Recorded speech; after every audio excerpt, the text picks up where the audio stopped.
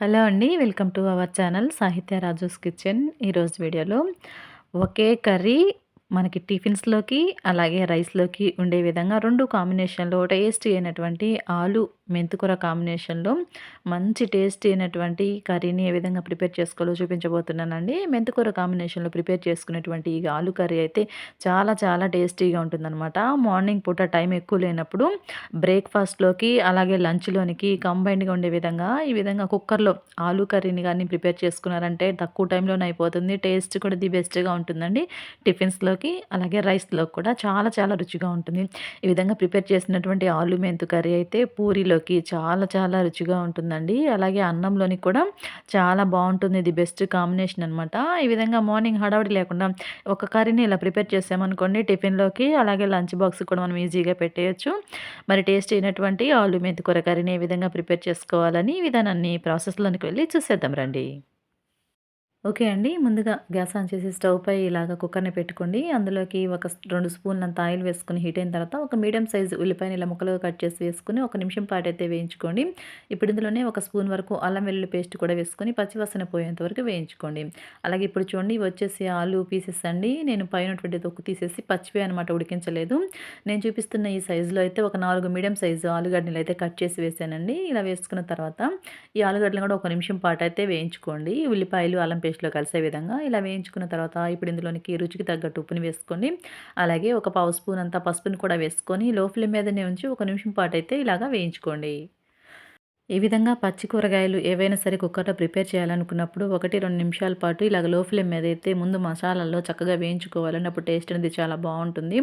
ఇప్పుడు ఈ విధంగా ఆలు పీసెస్‌ని అయితే వేయించుకున్నాం కదా! ఒక టమాటా కాయనైతే ఇలాగ పీసెస్‌గా కట్ చేసి వేసుకొని, ఈ టమాటా కూడా ఆలు ముక్కల్లో బాగా కలిసే విధంగా ఇలా మిక్స్ చేసుకోండి. ఇప్పుడు ఇందులోనికి ఇదొచ్చేసి మెంతికూర అండి. ఒక గుప్పెడంత మెంతికూరనైతే తీసుకోండి. తీసుకొని ఈ విధంగా పీసెస్‌గా అయితే కట్ చేసుకోండి. మెంతికూర ఎక్కువ వేసుకోవద్దండి. ఎక్కువైపోతే చేదనేది వస్తుందనమాట. అలాగే ఈ మెంతికూర వచ్చేసి మన గార్డెన్‌లో పండిందండి. చక్కగా మెంతికూర హార్వెస్ట్ వీడియో కూడా మన ఛానెల్‌లో ఉంది మీరు చూడొచ్చు. ఇది ఆల్రెడీ నీట్‌గా క్లీన్ చేసి పెట్టాననమాట. అందులోంచి ఒక గుప్పెడంతా మెంతికూరని తీసుకొని ఇలాగ వీడియోలో చూపిస్తున్న విధంగా అయితే కట్ చేసుకోండి. ఈ కట్ చేసుకున్నటువంటి మెంతికూరని ఉడుకుతున్నటువంటి ఆలు టమాటోస్‌లోనికి వేసుకొని, ఈ మెంతికూరను కూడా ఒక నిమిషం పాటైతే ఈ ఆలులో కలిసే విధంగా అయితే ఇలా మిక్స్ చేస్తూ వేయించుకోండి. ఇప్పుడు ఈ విధంగా వేయించుకున్నారు కదా! ఇప్పుడు ఇందులోనికి మీ స్పైసీకి తగినట్లుగా కారాన్ని కూడా వేసుకోండి. అలాగే ఇప్పుడొచ్చేసి ధనియాలు, జీలకర్ర, చెక్క, లవంగాలు, యాలకులు దోరగా వేయించి పొడి చేసిందండి. అదొచ్చేసి ఒక స్పూన్ వరకైతే వేశాను. నేను ఆల్రెడీ ఇలాగా తయారు చేసి ఒక డబ్బాలో పెట్టుకుంటానండి. ఏ కర్రీలో అయినా సరే ఒక స్పూన్ వేసుకున్నామంటే ఫ్లేవర్ అయినా, టేస్ట్ అయినా చాలా బావుంటుంది. ఇప్పుడు ఇందులోనికి గ్రేవీకి తగినట్లు వాటర్‌నైతే పోసుకోండి. ఒక హాఫ్ గ్లాస్ నుంచి 1 గ్లాస్ వరకు వాటర్‌ని పోసుకొని, ఈ వాటర్‌ని బాగా ఇలాగా కర్రీలో మిక్స్ చేసుకున్న తర్వాత, ఇప్పుడు ఈ కుక్కర్‌పై మూతని ఉంచి, లో ఫ్లేమ్ మీదనే ఒక 2-3 విజిల్స్ వచ్చేంత వరకు ఉడికించండి.